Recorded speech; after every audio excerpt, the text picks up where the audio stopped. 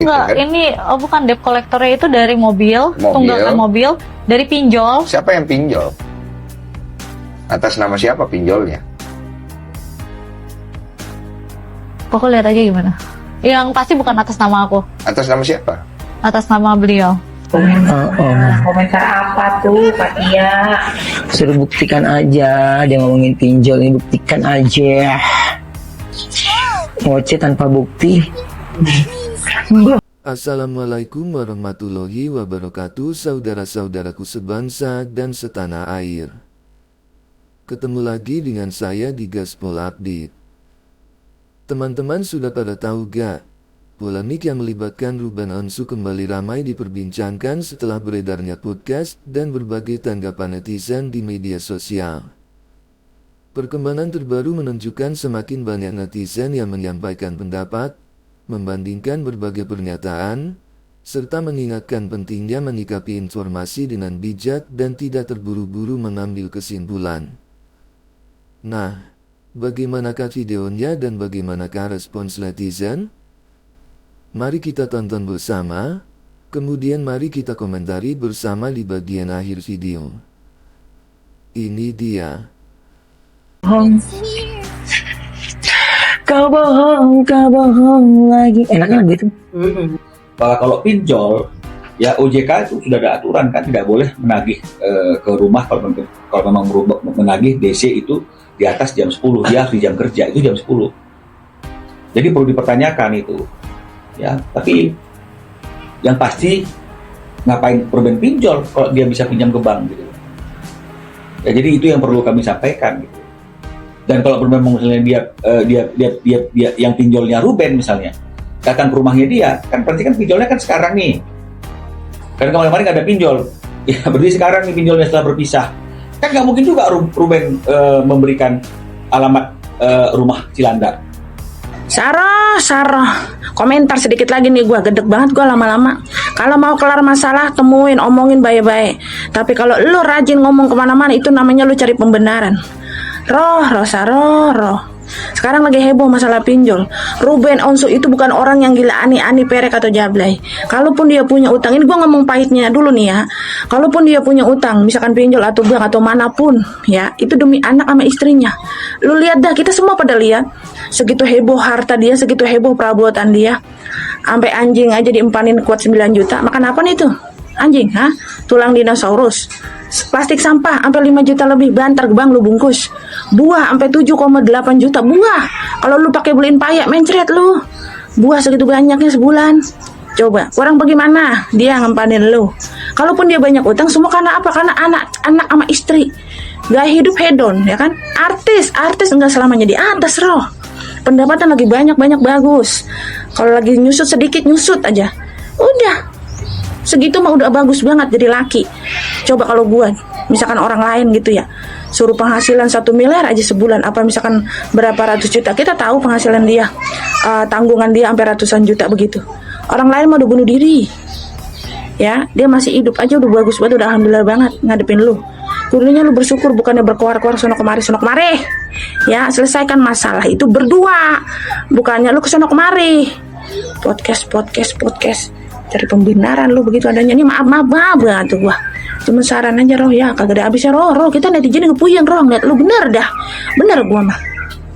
Saya tidak pernah ribet depan anak. Kita selalu cari ruangan yang berbeda dengan anak supaya anak tidak mendengar, supaya keluarga tidak mendengar.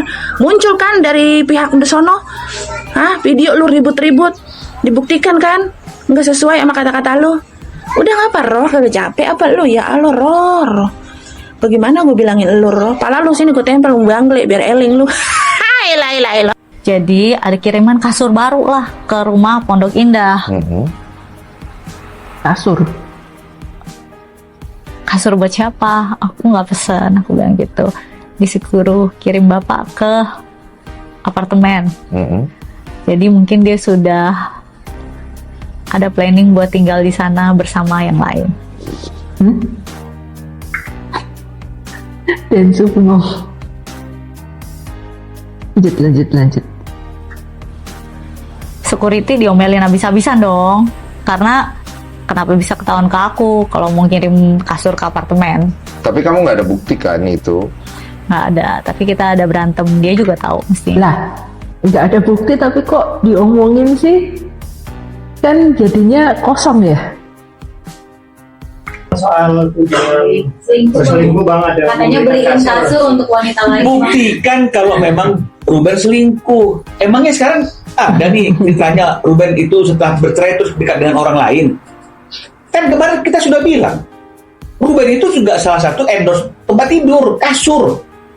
Jadi akhirnya dicerain kasur, nanti dibilang kasur-kasur pun pengantarnya diomongin loh. Ini kan dalam proses pembuktian yang ada relevansinya. Kan Ruben kan endorse kasur. Makanya kita bilang kasur yang ada di kamarnya yang sekarang itu yang kemarin dipakai untuk pijit-pijit. Itu kan itu juga endorse-nya Ruben. Jadi kalau misalnya kemudian sebagai dia endorse kemudian dia dapat kasur dan karena sudah pindah, karena sudah pisah pun kasurnya atau rumahnya lagi dibangun renovasi, kasurnya itu di tempat, apakah saya dengan selingkuh gitu loh? Karena saya sudah bilang loh, sebelum ada isu selingkuh, sebelum ada isu ada kasur, kan saya sudah bilang dia endorse kasur, betul nggak? Oh, jadi masalah endorse kasur itu sudah disampaikan sejak lama. Betul kan? Jadi kan nggak ada dusta di antara kita kan, begitu artinya. Jadi kalau kenapa dibilang selingkuh, buktikan dong kalau memang dia selingkuh. Karena kalau suatu tuduhan yang tidak dapat dibuktikan itu fitnah. Tuduhan perselingkuhan adalah hal yang serius dan perlu diuji dengan bukti bukan asumsi. Faktanya, Ruben memiliki kontrak kerja sebagai pihak yang mendapatkan endorsement produk kasur. Mengaitkan pengiriman barang endorsement ke tempat tinggal barunya sebagai bentuk perselingkuhan tanpa bukti, apalagi adalah lompatan logika yang terlalu jauh. Dalam hukum, menuduh tanpa adanya bukti yang valid bisa masuk ke ranah fitnah loh. Kita harus berhati-hati menerima narasi yang belum terbukti kebenarannya. Apakah benar kamu pernah ngata-ngatain beliau dengan sebutan cong? Maaf, nggak pernah. Neng lab kita seluruh warga Indonesia kerungu kowe iki ngomong. Ya cangcong. Ngomong jere nggak pernah. Mari ngono jarane lift sing njaluk anak-anak. Kowe bangun omah anakmu umur piro kok iso-isone talian njaluk lift. Paling ngomong sing genah bos. Wong kok sing njaluk anak-anak sing dadi korban anakmu terus ae sing mbok pakakno. Terus ora ro jarene Ruben ganti nomor WA ke nomor lama terus. Kowe iki ketok lek mu ngapusi, dhewe iki lek mu ngapusi iki mbok aja kaya ngono sesama wong wedok aku iki izin. Terus Denis Sumargo ki yo konyol, iso-isone teko. Apakah benar kamu melakukan pesugihan? Yo sing genah bos, jelas ora lah, jelas wae ora. Beh, piye to maksudmu ki Den? Terus ya, kowe lek arep ngomong apa-apa meneh ki sembarang kalir ngomong ki buktine ditokno. Ya, mbah kuwi bukti chat apa bukti transferan duit ngono ben transparan padha kaya Ruben ya. Ora omong tok, ora mek karo omong abab tok omong klobot ya. Enek buktine, bukti chat, bukti transferan ngono kuwi. Tunggu kesabaran aku habis baru aku buka semuanya. 1, 2, 3, 4, 5, 6 udah Nanti selesai. semuanya. Jangan ngerasa pegang kartu as. Oke, saya potong dulu ya videonya. Pada video ini, berbagai netizen memberikan tanggapan mengenai isu yang sedang ramai diperbincangkan. Sebagian netizen mengajak semua pihak agar menyelesaikan persoalan secara langsung tanpa terus membawa masalah ke ruang publik. Ada pula yang berpendapat bahwa setiap tuduhan seharusnya didukung bukti yang jelas dan tidak hanya berdasarkan dugaan. Beberapa netizen juga mengingatkan bahwa dalam setiap konflik rumah tangga, kepentingan anak-anak harus menjadi prioritas utama. Pesan moral, setiap persoalan hendaknya diselesaikan dengan komunikasi yang baik dan berdasarkan fakta. Jangan mudah mempercayai informasi yang belum terbukti, serta hindari menyebarkan tuduhan yang dapat merugikan orang lain. Bijak bermedia sosial merupakan tanggung jawab kita bersama. Lanjut. Sama-sama buka. Anaknya yang malu. Ayo. Anaknya yang malu. Karena netizen bongkar lagi. Jadi kalau dia bilang, wah nanti bisa dibenci seluruh Indonesia, iya. Tapi kalau gue ceritain yang hal itu, bagaimana reaksi perempuan Indonesia? Walah ternyata kasure endorse. Kasure endorse tiba guys yo. Endorse terus duitnya dikek kemangan anak bojone. Ngono diarani selingkuh. Ya Allah kasur yo kena fitnah. Kasur ya iso dadi salah lo kasur. Ya Allah padahal kasure mari ge pijit-pijit ku ndek pengacarane ngomong ge pijit-pijit ku ge pijit sapa? Ge pijit-pijitan sapa guys? Hai teman-teman pecinta Endah.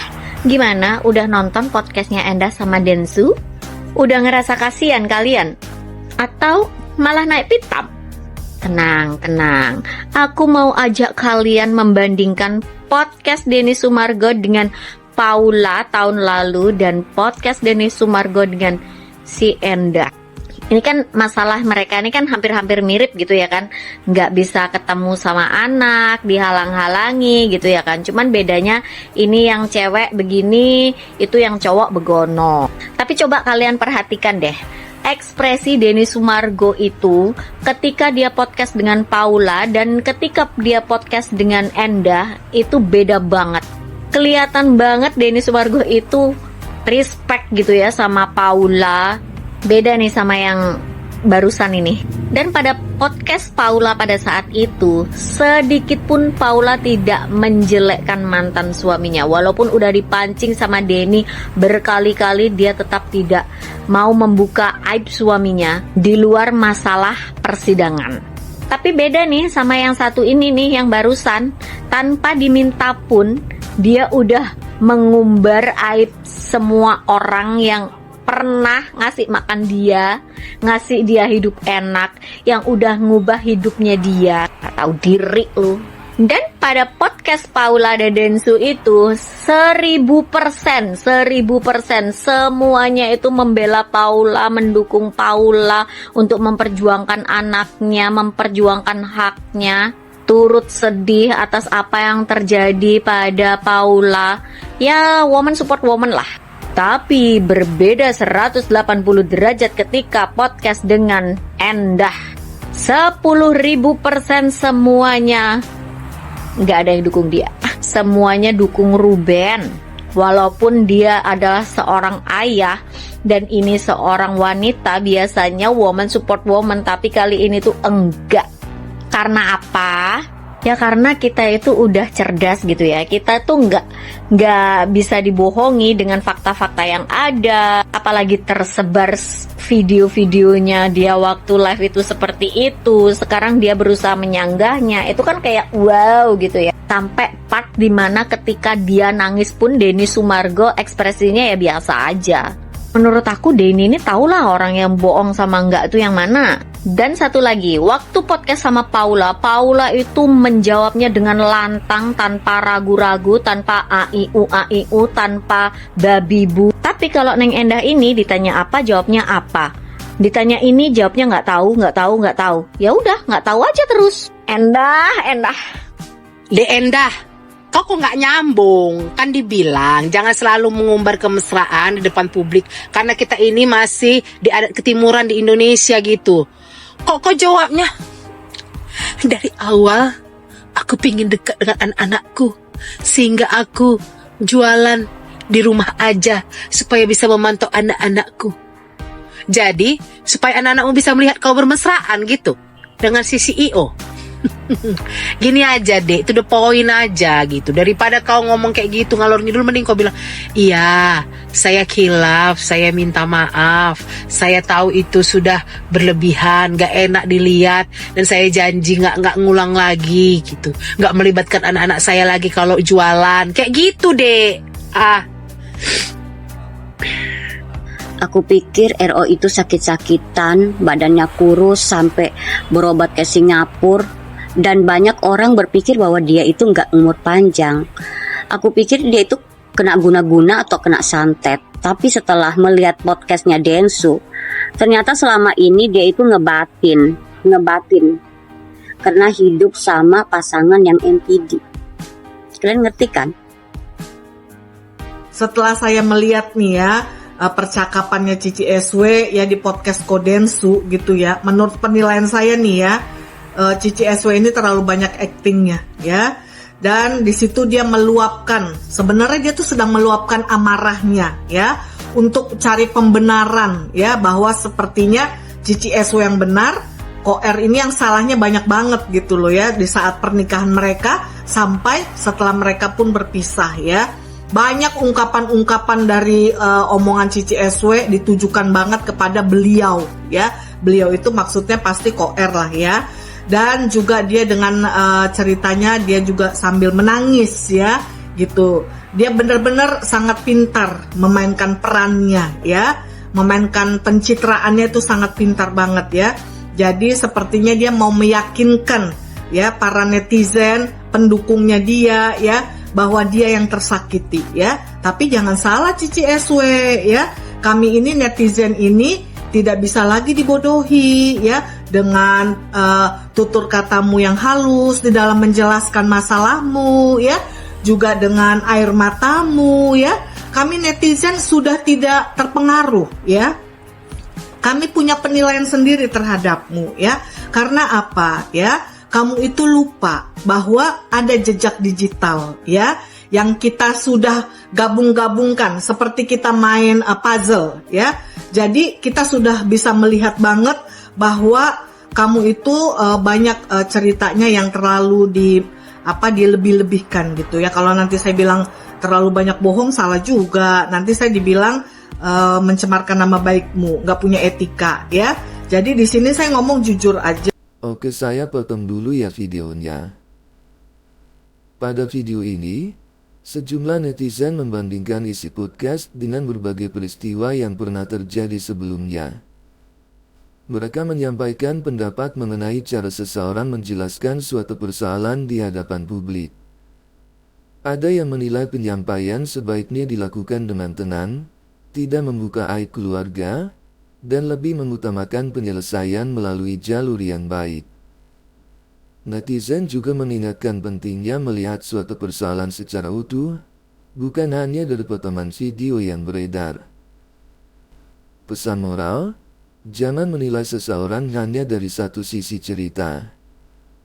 Dengarkan berbagai sudut pandang, hormati privasi keluarga, dan hindari menghakimi sebelum mengetahui fakta secara lengkap. Sikap adil dan bijaksana akan menciptakan ruang diskusi yang lebih sehat. Lanjut. Kamu ngomong seperti itu nggak pantas banget sama Koer ya. Memang kamu di awal itu kamu mengakui itu kesalahanmu ya. Tapi sebenarnya itu adalah momen, kesempatan ya. Kamu bisa meminta maaf langsung kepada mantan suamimu. Tapi itu pun tidak kamu lakukan karena kamu merasa harga dirimu lebih tinggi dan kamu merasa kamu yang paling benar ya. Jadi semuanya itu kesalahan ada di Koer ya. Jadi jangan lagi seperti itu tuh ya. Nanti kalau akhirnya terbongkar semuanya kamu malu banget ya. Gimana tuh coba ya? Benar nggak para netizen dan para pendukung Koer seluruh Indonesia? Benar nggak menurut saya? Oke ya teman-teman ya, bye-bye. Sarwenda.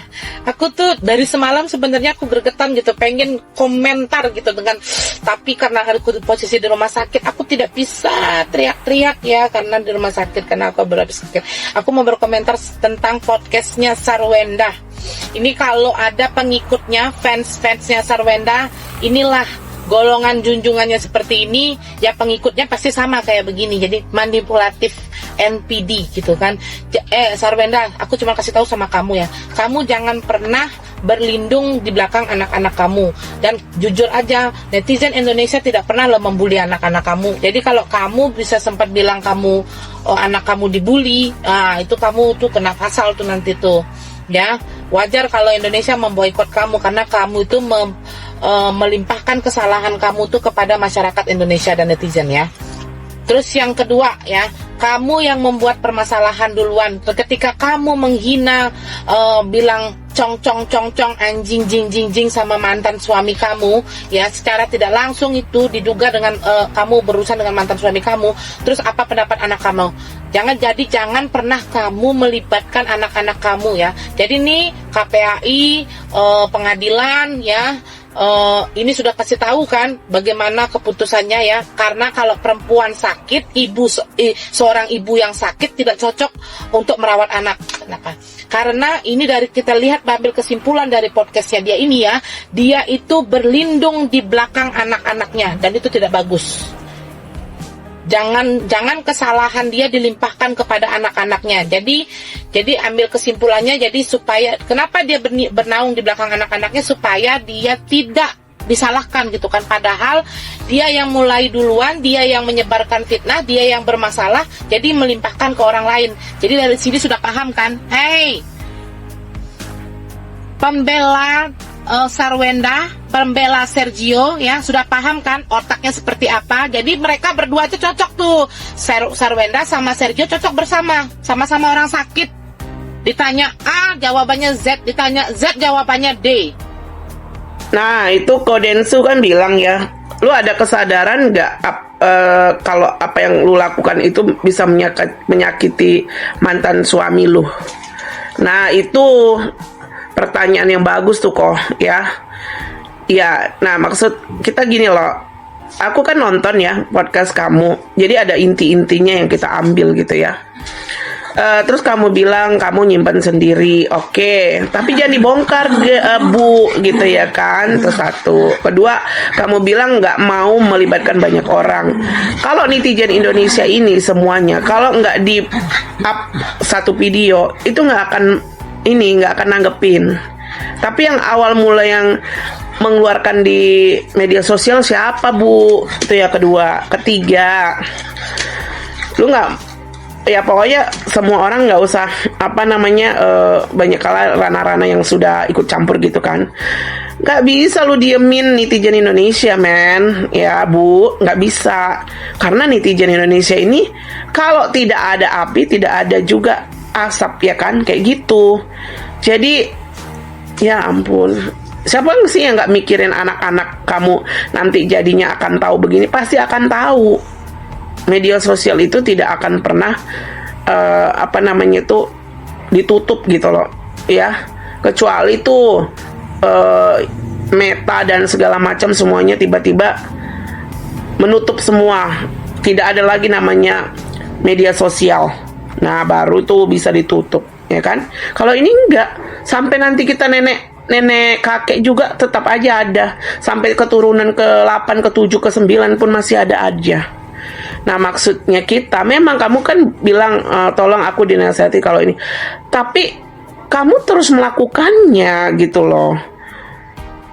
Gini loh, aduh apa ya, kamu kan tahu kalau sekali kamu nggak mengeluarkan video yang di-up ke media itu tentang Chang Cincong, tentang debt collector, pasti nggak akan begitu, nggak meradang juga si Koko. Tapi karena kamu nggak tahu entah siapa dari circlemu itu yang meng-up ke media sosial, jadinya meradanglah semua. Terus kalau kau bilang mau dihentikan ini netizen ini ya, entar rana-rana siapapun ikut campur semuanya, nggak bisa Bo, nggak bisa. Ya kau manapun semua menanggapi gitu. Jadi kalau kau mau berdiam diri, terus kalau boleh semua dihentikan, kau bilang dulu sama Meta, kau bilang dulu sama media sosial itu, udahlah tutup aja semua tentang aku dan si Koko supaya enggak ada pemberitaan di mana-mana. Nah kamu harus pergi dulu misalnya ke Amerika, bilang dulu sama bosnya itu, biar nanti di RAM, kan ada RAM-nya itu pasti besar tuh, RAM 12, 13 gak tahu lah aku ya. Pokoknya gitulah di ruang teknologinya dia itu. Baru kamu minta untuk dimatikan tentang cerita-ceritamu itu semua. Baru bisa begitu. Gimana tanggapan kalian guys? Tulis kolom komentar. Aduh, tuh kan Bang Minola udah preskon lagi tuh. Udah dibantah lagi tuh siapa yang teriak-teriak. Katanya kalau berantem harus di tempat lain supaya anak-anak tidak mendengar. Nyatanya siapa yang teriak-teriak itu? Aduh. Cendol ya. Cendol dawet. Oke, saya potong dulu ya videonya. Dalam video ini, Netizen kembali memberikan beragam pandangan mengenai dampak media sosial terhadap konflik pribadi. Mereka menilai bahwa persoalan keluarga yang terus menjadi konsumsi publik berpotensi memperpanjang konflik dan memunculkan berbagai spekulasi. Banyak netizen berharap semua pihak dapat menahan diri, menjaga tutur kata, dan mengutamakan penyelesaian secara damai demi kepentingan keluarga. Pesan moral, jejak digital akan selalu ada. Karena itu, berhati-hatilah dalam berbicara dan mengunggah sesuatu di media sosial. Utamakan etika, saling menghormati, dan pikirkan dampaknya terhadap keluarga, terutama anak-anak. Lanjut. Dari chat-chat yang dikeluarin Ero aja ketahuan ya, yang ngata-ngatain orang tuh siapa. Lu sadar gak sih selama 11 tahun lu dihidupin sama dia? Ya namanya udah bercerai, lu sebenci-bencinya juga. Ya gak begitu-begitu kali. Dari lu punya cara ngomong aja orang bisa baca lu. Densu udah bagus tuh nanyanya. Sebenarnya dikurangin tuh, harap dikurangin tuh live sambil mesra-mesraannya. Ini kan kita bukan di negara luar ya, di Indonesia ini punya adab, punya ini. Jawabnya lain. Jawabnya ya, saya live di rumah karena mau melihat. Iya, lu live di rumah biar anak-anak lu lihat lu sama tuh laki. Live di rumah nunjukin live yang mesra-mesraan, live yang jijik gua ngeliat live lu. Jujur gua nggak pernah lihat live lu, hanya lewat VT aja lu, amit-amit deh. Lakinya dari belakang, ting, gitu. Dia udah kaget. Aduh, giliran klarifikasi ngelejak.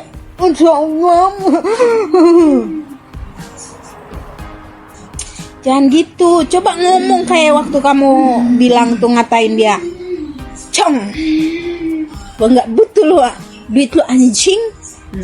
Coba klarifikasinya dengan kata-kata seperti itu, dengan mimik muka yang sama. Orang yang lu kata-katain udah 11 tahun menghidupi Anda. Membangun tuh rumah besar. Pindah rumah dari rumah Rempoa, pindah ke Pondok Indah, pindah ke apartemen, pindah ke kehidupan kalian kelihatan semua di medsos. Jadi kita sebagai netizen juga tahu sebegitu sayangnya RO sama Anda. Itulah yang namanya air susu dibayar air tuba. Kok gue jadi kate-kate nih? Bukannya mengklarifikasi, meminta maaf, meredam supaya semua bisa baik, biar anak-anaknya juga kembali baik. Dari VT yang ada, Ruben mengeluarkan satu VT aja menjawab berapa puluh pertanyaan yang Anda klarifikasi yang gak jelas. Apalagi Ruben bongkar yang lain, ketahuan belangnya lu. Udah, kita ini sebagai perempuan, padahal tuh Ruben, untung lu dapet laki-laki kayak Ruben. Coba lu dapat laki-laki yang lain, aduh. Tahu aja deh gue, seperser pun lu kagak bakalan dikasih lu. Banyak wanita-wanita lain di sana berjuang dengan sendiri, dengan kaki sendiri, tapi tidak pernah tuh yang namanya ngata-ngatain mantan suaminya. Semarah-marahnya pasti mereka marah, tapi mereka lebih mementingkan anaknya. Lu mementingkan pacar lu, mementingkan lu. Kalau mementingkan anak lu, nggak mungkin lu buat begitu di medsos. Nggak mungkin lu buat live-nya sambil mesra-mesraan di medsos. Yang mesra-mesraan Medsos siapa? Lu kan yang cong cincung ngatain anjing, ngatain goblok kan lu. Lah itu lu mempertontonkan yang gak bener buat anak-anak lu. Sekarang lu ngatain orang lain. Itu namanya lempar batu sembunyi tangan. Jadi orang, walaupun lu udah tinggi, lihatlah ke bawah.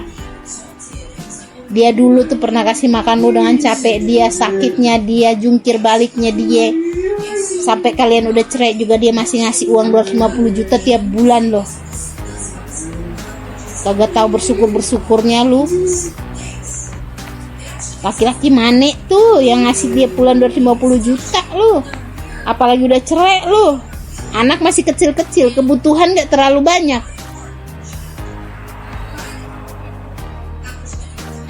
Lu aja mau peras orang, nanti lu akan kena lu. Jadi perempuan jangan haus harta ya, nunjukin yang gak bener-bener. Lu jangan bawa nama Tuhan. Giliran ngata-ngatain orang anjing gak ada bawa nama Tuhan ya. Ngata-ngatain cong gak ada bawa nama Tuhan. Giliran tersakiti baru pada bawa nama Tuhan nih. Fans-fans gak jelas nih. Kita ini bukan fans RO maupun fans itu Sarwenda, tapi kita memandang sebagai seorang netizen yang malas ngeliat ini kayak begini, pertengkaran dipertontonkan, kemesraan yang dipertontonkan gak jelas di live, dipotong-potong clippers akhirnya dipakai jadi live mesum jadinya.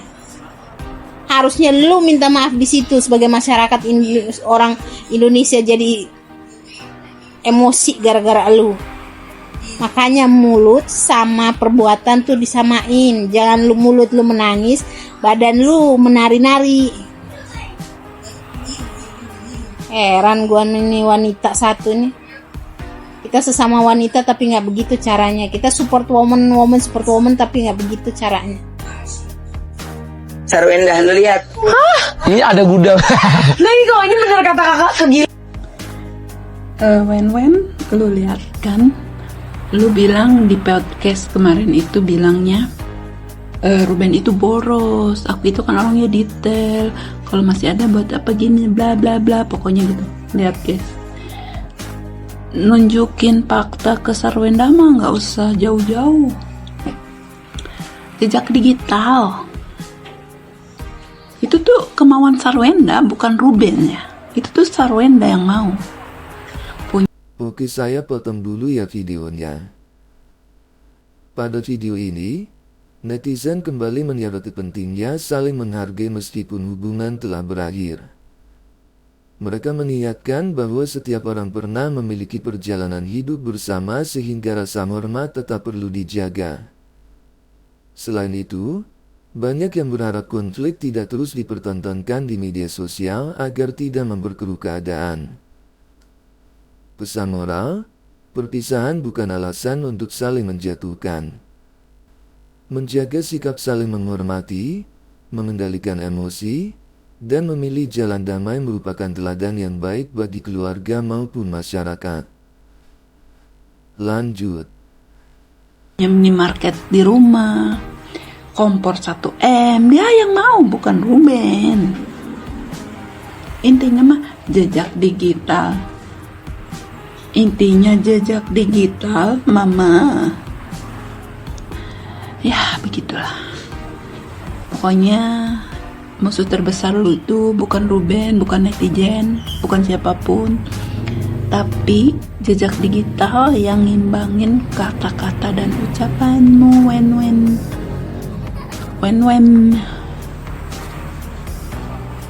Udah nggak usah pusing-pusing nyari data. Banyak jejak digital, kan gue bilang gue tuh ngikutin dia dari semenjak si Talia kecil baru ngeplok.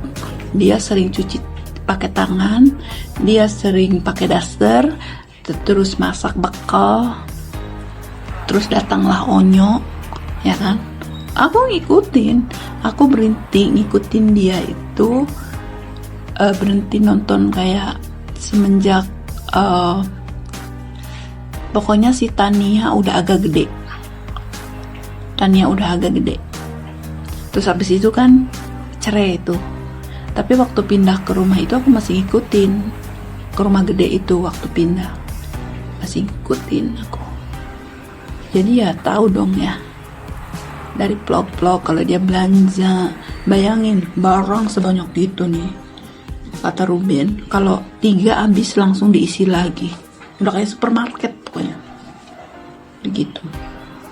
Jadi hati-hati Wen, lu makin banyak klarifikasi, kasihan anak-anak lu, soalnya berat banget ngimbanginnya sama jejak digital buat anak-anak lu Wen, sumpah berat banget. Lu bilang gak pernah bilang cong, tapi ada jejak digitalnya, sampai bersumpah-sumpah di depan anak lu gak pernah ngomong cong. Lah itu live itu emang gak ada anak lu? Hah? Lu sindir sampir tiap live itu emang gak ada anak lu? Karena lu yang bilang baiknya dievaluasi lagi ya saat live dengan pasangan bla bla bla, kata Denso. Lu ngomongnya apa? Iya kan, kenapa aku live di rumah itu?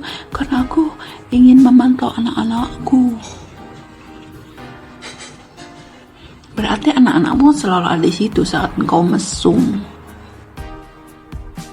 Dan kau bilang menjaga mental anak, dan gundiku antek-antekmu selalu bilang menjaga mental anak. Mental yang mana?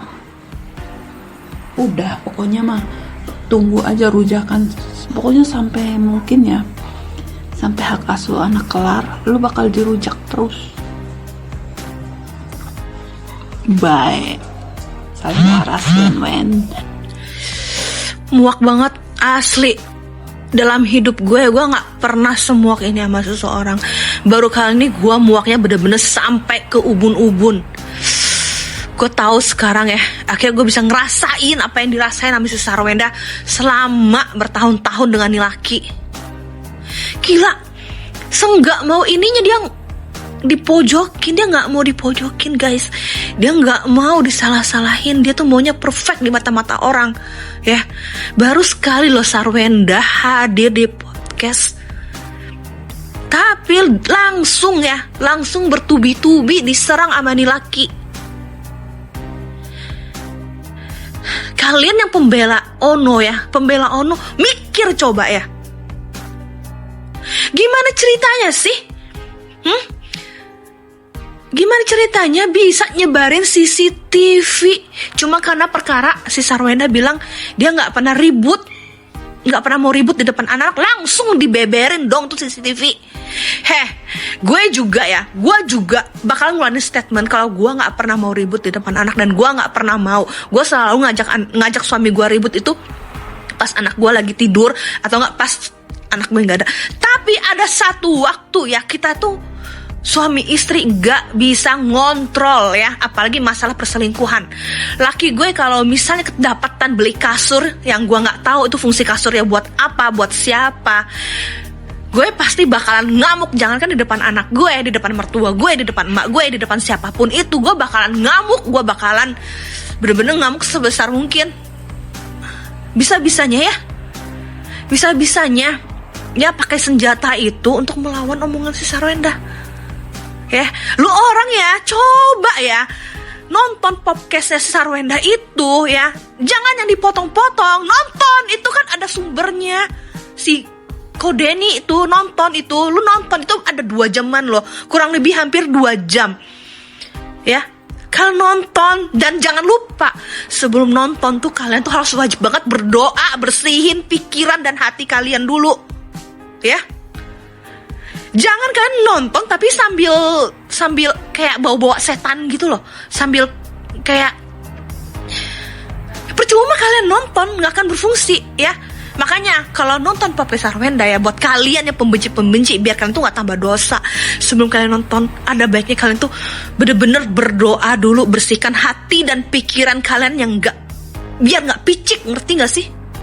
Udah bilang sumpah, nggak bilang cong di depan anak-anak. Iya, mungkin di depan anak-anak, nggak tahu ya kalau di belakang. Mungkin enggak, tapi kan kamu bilangnya pas mau live di depan karyawan kamu, di depan banyak orang bilang, ngapain lah ngarepin uang dari orang, apalagi dari Chong. Kita kan kondisinya kita lagi rame ya, 200 kita itu. Wenda.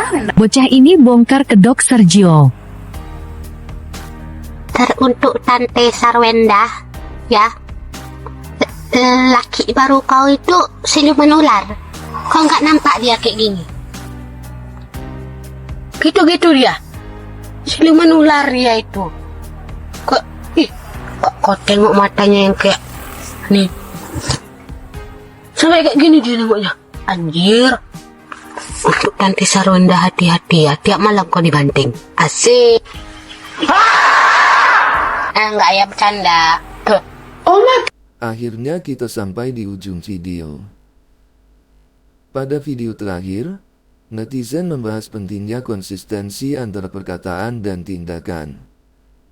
Mereka juga mengingatkan bahwa di era digital, berbagai unggahan dan pernyataan dapat kembali muncul sehingga masyarakat lebih mudah melakukan penilaian berdasarkan rekam jejak yang tersedia.